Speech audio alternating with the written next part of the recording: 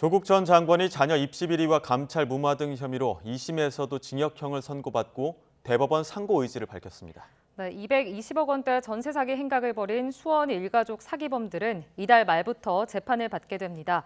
주요 사건 사고 김성훈 변호사 모시고 정리해 보겠습니다. 어서 오세요. 안녕하세요. 일단 조국 전 장관 2심에서도 실형을 선고받았는데 법조계에서는 이렇게 법정 구속을 피한 부분에 대해서 조금 이례적이라고 보는 부분도 있는 것 같은데 어떤 이유입니까?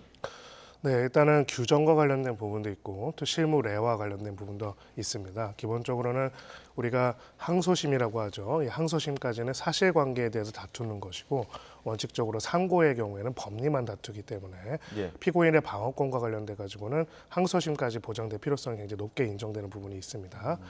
이 부분과 관련돼서 특히나 공판이라고 하죠. 대법원에서는 뭐 재판이 여러 번 열려가지고 피고인이 출석해서 증인 신문이 있고 이런 경우도 별로 없거든요. 형사사건 같은 경우에는요. 이러다 보니까 실형이 선고가 되고 항소심에서도 실형이 유지되는 경우에는 그동안 평균적으로 보면 대부분의 경우에 법정 구속이 적어도 항소심 단계에서 이루어지는 게 일반적이었습니다. 다만 이제 2021년에 1월 달에 대법원 관련된 애규가 바뀌면서 특별한 사정이 없는 이상을 항소심에서 실형이 나오면은 구속이 됐던 그 기준이 있었는데 지금은 구속의 필요성과 상당성이 있는 경우에만 법정 구속 시에 구속하도록 하는 그 내용으로 관련된 내용이 바뀌었습니다. 그래서 이런 부분 때문에 기존에 우리가 일반적으로 봤던 재판의 실무와 이번의 내용과 차이가 있는 부분이 있고요. 다만 이제 재판부에서는 방어권 보장의 필요성에서 도주 및 증거인멸의 우려가 없기 때문에 이 경우에 구속을 안 한다라고 했는데 사실 여전히 지금 현재 뭐 23년도를 기준으로 24년도를 기준으로 하더라도 비율적으로는 어느 비율이 더 맞느냐라고 한다면은 항소심에서 실형이 선고된 경우에는 법정 구속이 항소심에서 되는 경우가 훨씬 더 많기는 합니다. 그렇기 때문에 이런 부분에 있어가지고 어느 정도로 다른 것인지 이것이 애교 통과한 이후와 전과 후가 어떻게 달라지는지는 한번 통계를 확인해 볼 필요가 있습니다. 네. 지금 먼저 2심 재판 역시 지금 두 가지 자녀 입시 비리 의혹이랑 또 감찰 무마 의혹 혐의 이 두 가지에 대해서 이미 유죄 판결이 지금 내려진 상황이잖아요. 일단 조국 전 장관은 상고를 하겠다. 대법원은 판단을 좀 받아보겠다. 이제 끝까지 가겠다는 입장인데 지금 다퉈볼 여지가 있는 쟁점들 어떤 게 있을까요? 네, 지금 사실관계와 관련돼서는 이미 거의 다 다른 또 사건들에서도 특히 입시 비리와 관련해서 이미 판결이 선고된 부분들이 있죠. 부인인 정경심 전 교수 같은 경우에는 판결이 선고됐기 때문이고 인턴 확인서 허위 발급, 장학금 부정 수수 등과 관련돼서는 법리적인 판단만 이제 다퉈볼 수가 있을 걸로 보이고요. 감찰 무마와 관련된 경우에도 결국 상고심에서는 법리만 판단을 하기 때문에 사실관계 자체에 대해서 새롭게 판단할 가능성은 낮아 보입니다. 다만 이제 이 과정에서 소위 말해서 어떠한 직권이 있었는지 그 직권에 있어가지고 감찰 무마 등에서 어떤 역할까지 수행했어야 하고 혹은 수행을 하지 말았어야 하는지에 관한 법리적인 부분들은 달라지는 부분들은 있겠지만은 기본적으로는 사실관계 인정, 즉 인턴 확인서를 발급하는 과정에 있어가지고 허위로 발급하는 과정에 참여했다 이렇게 이제 항소심에서 판단했단 말입니다.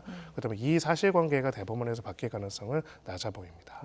그리고 그 노환중 전 부산의료원장이 딸 조미 씨에게 준 장학금 200만 원씩 삼회 준 걸로 이제 의혹이 있는 건데 그 부분과 관련해서는 2심도 마찬가지로 뇌물로는 안 보고 이 청탁금지법 위반으로만 봤습니다. 이유는 뭐죠?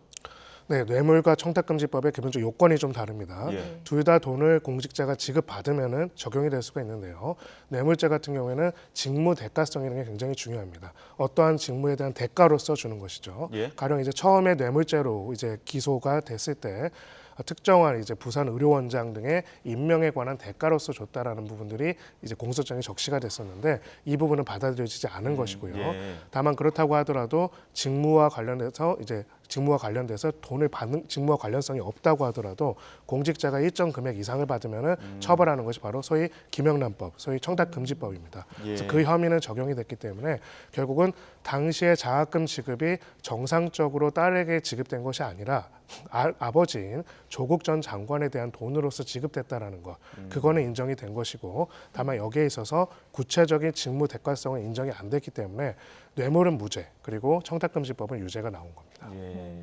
지금 이 2심에서도 징역 2년이라는 실형을 선고받았잖아요. 그러니까 이 2년 실형이 결정됨에 이제 있어서 가장 주된 혐의가 감찰 무마 의혹이라고 좀 볼 수 있을 것 같은데 재판부는 유죄라고 본 근거. 근데 이제 조국 전 장관의 입장은 감찰을 중단시킨 것이 아니라 금융위에 통보를 했다. 이렇게 좀 주장을 하고 있습니다.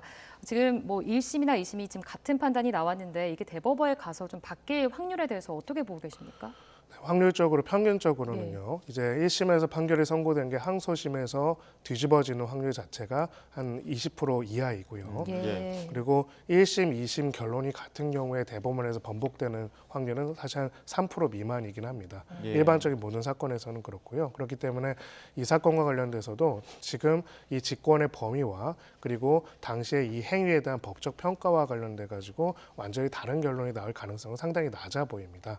다만 이제 핵심적인 쟁점은 그렇다면은 당시에 민정수석으로서 어떤 권한을 가지고 있었는지, 당시에 이제 금융위에 통보를 했다 이렇게 조국 전 장관은 이야기를 하고 있는데 이 통보라는 것이 적절한 사후 조치로서 기능을 한 것인지 아니면은 당시에 이 감찰에 대해서 중단을 하거나 감찰에 대해서 정당하게 해야 할 업무 수행을 중단하기 위한 목적으로 이루어진 것에 불과한 것인지에 대한 법률적 판단들을 대법원에서 다시 해볼 수는 있을 걸로 보이고요.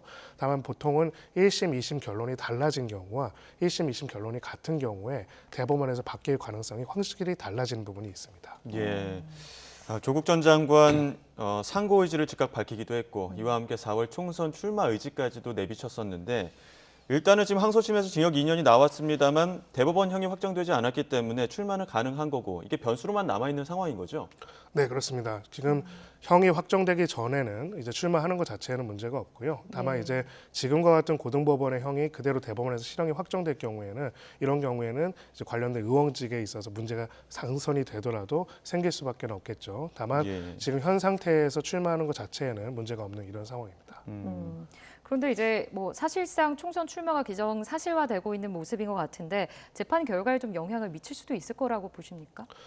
총선 출마에 사실은 재판 결과가 영향을 미치면 안 되겠죠. 기본적으로는 재판부 자체는 사실관계와 법리에 따라 가지고 판단을 할 것으로 보이고요. 아마 지금 또 이제 1, 2심도 아니고 대법원 판결이기 때문에 아마 기존에 이루어졌던 또 수많은 공방들과 증거 자료들이 많이 있는 상황이기 때문에 결론 향배 그리고 그런 부분에 있어가지고 특별한 다른 부분은 없을 걸로 보이고요. 무엇보다도 양형만 다투거나 대법원에서 양형만 다시 판단할 가능성은 매우 법률적으로 불가능하기 때문에 실형 유무죄 여부가 완전히 달라지지 않은 이상 특별하게 다른 부분은 없을 것으로 보입니다. 네, 다음 이슈로 넘어가 보겠습니다. 이른바 수원 전세 사기 벌인 혐의 일가족 3명인데 세입자 210여 명에게 220억여 원을 가로챈 혐의입니다. 일가족이. 무자본 갭 투자로 이렇게 많이 어떻게 보면은 사기 행각을 벌일 수 있는 또 가능성에 대해서는 어떻게 보십니까? 여기서 우리가 구분해야 하는 게 무자본 갭 투자와 사기는 다릅니다. 그렇죠. 소위 말해서 돈이 좀 부족한데 갭 투자로 어느 집을 사가지고 보유하면서 계속 소위 말해서 전세를 돌리는 거 그 자체가 불법은 아니고요. 뭐 그렇다고 한다면 불법이십니다. 한두 분이 아니시겠죠. 사기는 무엇이냐? 뭐뭐할 의사와 능력이 없음에도 불구하고 즉 전세 반환금을 보증금을 돌려줄 의사와 능력이 없음에도 불구하고 전세를 준 이런 경우를 이제 사기라고 볼 수가 있고요. 이 수원 일가족 전세 사기 사건 같은 경우는 아주 조직적이고 계획적으로 이루어졌습니다. 일단은 이 당시에 주범이라고 할 수 있는 이 가족들 중에서 아버지가 주범이라고 할 수가 있는데 또 아들 또한 같이 공범으로서 주범 역할을 했는데 아들이 감정평가사로서 아버지가 전세 물건을 내놓는 건물, 물건들, 빌라들의 감정평가액을 실제보다 굉장히 부풀렸습니다. 이거 자체가 감정평가법 위반이고요. 그래서 정상 가치보다 굉장히 높은 가치인 것으로 속인 거죠. 여기서부터 벌써 사기입니다. 두 번째는요. 지금 이제 220억 원을 가르쳤다고 하는데 이미 채무가 초과돼가지고 만약에 반환 보증금을 돌려줄 수 있는 상황이 아니라는 것이 당시에 객관적으로 명백한 상태인데 대출금이 이미 700억이 넘었다고 하더라고요. 당시에 이제 보도에 따르면 그렇더라고요. 그러면은 이 상황에서 임대차 보증 계약을 체결하더라도 임대차 보증금을 돌려줄 수 있는 의사와 능력이 없는 상황임에도 불구하고 이런 것들을 반복적으로 반복함으로써 돌려막기식으로 돈을 가져와서 편취했다라는 것이 이 사건의 핵심적인 취지이고요. 소위 말해서 한두 채 가지고 있는 사람들이 전세 계약 과정에서 돌려준 게 뭐 늦어지거나 이런 거가 사기가 되는 건 아니지만은 이런 방식으로 아예 처음부터 수백 명한테 수백억 원을 사기를 하고 편취를 해서 보증금을 돌려주지 않으려고 하는 조직적이고 계획적인 범행을 감정 평가까지 동원해 가지고 이루어졌다는 게 이 사건의 핵심이라고 볼 수가 있습니다. 그 변호사님 특히 이 사건의 피해자 대부분을 보면 다 사회 초년생이었던 것으로 좀 알려지면서 좀 많은 이제 안타까움을 사고 있는 상황인데 좀 그 이유는 뭐라고 보고 계십니까? 네, 아무래도 이제 이 대상 물건들에 대한 신축 예. 빌라 같은 경우에는 아무래도 주거적으로 훨씬 더 시세가 형성이 파악이 어려운 부분들이 있고요. 또 상대적으로 금액이 좀 낮은 부분들도 있습니다. 그리고 이 과정에서 아무래도 저렴한 가격 등으로 또 유혹했을 가능성도 배제할 수가 없고요. 실제로는 이제 이런 계약들을 여러 번 하다 보면은 이 집주인의 재산 상태라든지 현실적인 자력들에 대해 가지고 어느 정도 정보 파악해보는 경험들을 쌓게 되거든요. 근데 그런 부분에 있어서 경험이 부족한 어떤 청년들한테 이런 사기들을 쳤다라고 할 수가 있는 거죠. 제가 이제 아까 왜 무자본 갭 투자와 이거를 구분을 지었냐면은 예. 이 사람들이 이 재판에서 항변하는 게 그 사유이기 때문입니다. 자기들이 사기를 치려고 한 게 아니라 투자를 자기들은 한 것이다. 투자를 한 것에 예. 불과하다라고 하는데 이거를 우리가 그렇게 얘기를 하면 안 되잖아요. 그러니까 아예 그렇게 뭐 한두 채를 자기들이 그냥 부동산 투자 목적으로 했다면은 투자 목적에서 다만 이제 전세를 돌린 거에 불과하다면은 그 자체가 범죄가 아니라고 주장할 수는 있을 텐데 이 사람들 아예 계획적으로 감정과도 부풀리고 그리고 예. 정상적으로 봤을 때는 이 보증금을 어차피 돌려주지 못할 거였다는 것이죠. 언젠가 터질 문제였다는 겁니다. 이제 그런 상황에서 계속적으로 수백억 원을 편취하고 이 수백억 원이지만은 단위 금액들이 작다 보니까 다 합치면 피해자들이 굉장히 많고 일부 사기 사건에서는 또 극단적인 선택을 하는 이런 상황까지 벌어진 겁니다. 이 피해자가 사회 초년생이고 그러다 보니까 피해액도 여윳돈이 아니란 말이죠. 그렇습니다. 그럼에도 불구하고 그 피해 금액을 가지고 빼돌린 돈 가운데 13억 원 또 게임 아이템을 샀다고 하고요. 그렇게 되면 범죄는 지금 법원에 추징보전 청구하긴 했는데 과연 피해는 복구가 될 수 있는 겁니까? 아무래도 굉장히 어려울 것으로 보입니다. 즉 변제 의사와 능력이 없음에도 불구하고 임대차 계약에 체결하지 않았습니까?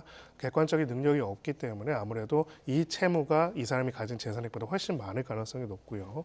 이 사람들이 이제 사기를 고의적으로 저질렀다는 게 명확한 이유 중에 하나가 바로 이 게임 아이템 같은 겁니다. 예. 정상적으로 생각한다면 전세 반환 보증금을 받았으면요 잘 관리하고 운용을 하다가 돌려줘야겠죠.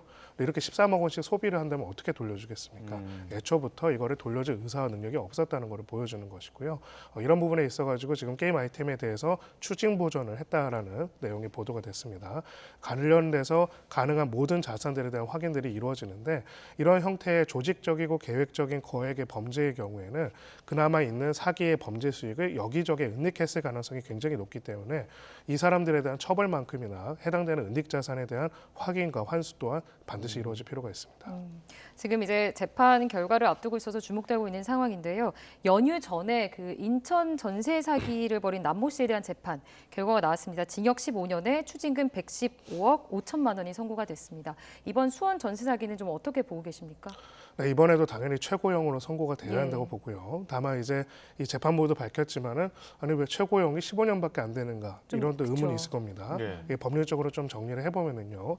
지금 사기죄는 10년 이하의 징역에 처할 수 있게 되어 있습니다. 그리고 가중될 경우에 2분의 1까지 가중이 되니까 15년 이하의 징역까지 가능한 것이죠. 예. 근데 여러분들이 뉴스를 많이 보시는 분들은 특경법이라는 게 있지 않나라는 거 알 겁니다. 예. 특정 경제범죄 가중처벌 등에 관한 법률이 있습니다. 사기도 피해액이 5억 원 이상, 그러면 50억 원 이하인 경우에는 3년 이상의 징역이고요. 그러면 징역형의 사항까지도 선고를 할 수 있죠. 또 하나가 만약에 50억 이상의 피해액이 발생할 경우에는 무기징역까지 가능합니다. 근데 왜 우리 사건에서 그게 안 될 것인가? 이게 이제 의문인데요. 첫 번째로 지금 사기에 있어서 특경법을 적용할 때는 피해자별로 판단합니다. 한 피해자에게 그렇습니다. 상당 그렇죠. 액수. 한 피해자에 대해서 5억 원이 넘을 경우에는 특경법이 예. 적용이 가능하지만 예. 피해자별로는 1억인데요. 이런 식으로 정말 서민들을 울리는 소액은 아니지만은요 다수의 피해자를 양산하고 전체 피해액이 굉장히 큰 경우 이런 경우는 오히려 특경법으로 처벌을 못 하고 있기 때문에 지금 15년밖에 적용이 안 되고 있는 것이고요. 여기에 대해서는 뭐 보도 내용에 따르면은 재판부도 여기에 대한 입법적인 해결이 필요하지 않냐 이렇게 의견을 밝혔다고 합니다. 예, 그 인천 전세 사기 같은 경우에도 지금 재판이 2개로 진행이 되고 있고 다른 가닥으로는 그 범죄단체 조직죄를 좀 적용하려고 하는 어떤 이제 검찰 움직임도 있단 말이죠. 그런 거와 관련해서 수원 일가족, 가족뿐 아니라 공인중개사 수십 명 공모한 정황도 있는데 이 부분에도 적용할 수 있는 겁니까? 네, 당연히 적용할 수 있을 것이다 이렇게 보고요. 또 범죄단체 조직죄가 인정되기도 했습니다. 1심 재판에서요. 예. 근데 다만 이 범죄단체 조직죄라는 게 이 범죄자들의 형을 높여주는 효과는 일단은 아닙니다. 주범 입장에서는요. 예. 종범들이라고 할 수 있죠. 공인중개사 같은 공범들도 주범과 같은 형으로 처벌할 수 있는 그런 근거가 되긴 합니다. 그러니까 15년이라는 상한 자체는 여전히 유지된다고 볼 수가 있죠. 그러니까 지금 있는 이 상황만으로는 이 문제가 해결되지 않기 때문에 이런 식으로 뭐 보이스피싱 범죄도 마찬가지고요. 뭐 1억씩 해가지고 수백 명한테 피해를 입히는 경우 이런 경우에는 정말 거의 살인에 준한다고 봅니다. 왜냐하면은 정말 극단적인 선택을 하는 경우들이 굉장히 많거든요. 이런 예. 경우에도요. 그렇기 때문에 이런 경우까지 더 강하게 처벌할 수 있는 그런 형태가 만들어질 필요가 있고요. 그렇지 않다면은 수백억 원의 사기 편취를 한 다음에 수익을 은닉하고 일정 정도의 형기만 마치고 나와서 다시 그 수익을 어디선가 찾아서 가는 그런 정말 악질적인 형태들이 계속 반복될 수도 있습니다. 예.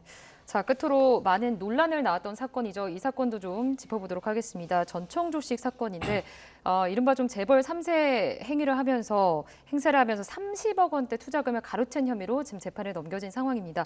1심 선고가 미뤄졌어요. 지금 왜 그런 거죠? 네, 당시 이제 경호원 역할을 했던 사람도 예. 같이 공범으로 기소가 됐습니다. 사기 행위인 줄 알면서도 가담해가지고 공모해가지고 방조하고 도왔다는 것이죠. 지금 연기가 된 거는 일단 전청조 자체는 본인 스스로 이제 혐의를 인정을 하고 있기 때문에 이 부분이 아니라 그 공범인 이 경호실장 관련돼서 조금 더 신문이 필요하다라고 재판부가 판단했기 때문입니다. 이제 그 당사자는 본인은 일단은 자기는 몰랐고 자기도 속었다 피해자라고 이야기를 하고 있기 때문에 그 부분 때문에 선고가 연기된 것이고요. 그거 외에 이제 그 부분에 대한 신문을 한번 진행한 다음에는 선고가 이루어질 것으로 보입니다. 예, 마지막으로 전청조 씨 혐의 그리고 지금 재판 뭐 결심 공판 최후 진술에서도 피해를 회복하겠다 고개를 숙이긴 했는데 이게 선고에 영향을 어떻게 미칠까요? 네, 실제로 피해를 회복하겠다가 아니라 피해를 회복했어야 선고에 영향을 미칠 겁니다. 예. 근데 아마 예. 피해 회복이 제대로 이루어지지 않았고 피해자들이 굉장히 강하게 처벌을 원하고 있다면 여전히 강력하게 처벌이 될 것으로 보이고요. 굉장히 악의적일 뿐만 아니라 여러 신뢰관계들을 이용했고 피해자도 다수이고 금액도 크기 때문에 이런 경우에는 처벌이 굉장히 높게 이루어질 가능성이 높습니다. 예, 알겠습니다. 여기까지 듣도록 하겠습니다. 지금까지 김성훈 변호사와 함께했습니다. 고맙습니다. 고맙습니다.